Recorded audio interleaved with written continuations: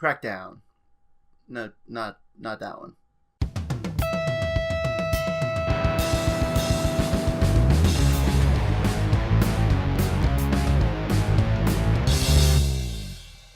Microsoft recently revealed a new game in the Crackdown series, and coincidentally for this review, Crackdown for the Sega Genesis was chosen. I say coincidentally, but these two games have absolutely nothing to do with each other. Crackdown was an arcade game in the late 80s which was later ported to pretty much everything except for the NES. Is it just me, or is it weird that a first-party Sega game was released on other systems like the Amiga, the ZX Spectrum, and the Commodore 64, when the Genesis was already on the market? I mean, I guess they were more like computers than actual consoles, but it's not like you'd see a Sonic game on anything but a Sega console, right? Oh yeah, that was a thing.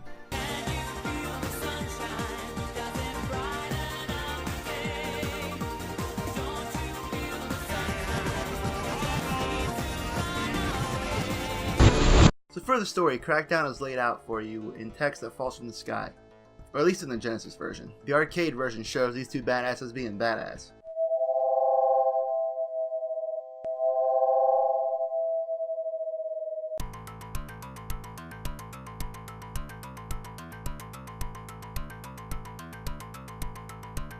Watching this, I can assume that this game is about two professional wrestlers who like to vandalize brick walls and blow shit up. But actually, according to the text I was talking about earlier, it's about an evil guy who wants to take over the world with robots. So, Mega Man. And the only way to stop him and save the world is to blow everything up with bombs. But don't worry, it's not like they're just maniacs running around blowing stuff up. No. These bad dudes are two government agents named Ben Breaker and Andy Attacker. Seriously? I know it was the 80s, but come on. Actually, Breaker is a pretty sweet last name. And of course, all this takes place in the beginning of the 21st century. The 21st century, which started in the year 2000, 11 years after this game was made. How the hell did anyone think that in the span of 11 years, technology would go from this to rogue AI trying to take over the world? Oh, okay, never mind. I see it now. If you ever had to explain to someone what early Sega games look like, it's this.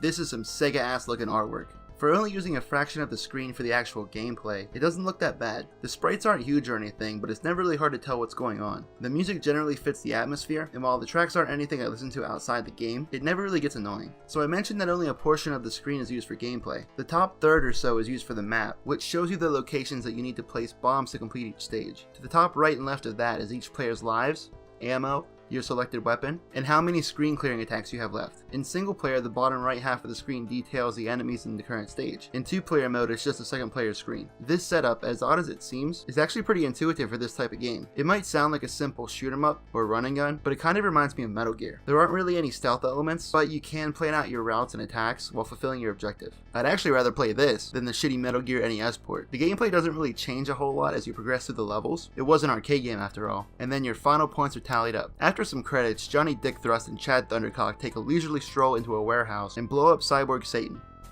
The end. Thanks for watching. If you enjoyed this video, let us know in the comments. Also, feel free to let me know which console I should choose next time to pick a random game from. Don't forget to follow us on Facebook, Instagram, Twitter, and Google Plus for updates. Again, thanks for watching, and we'll see you next time.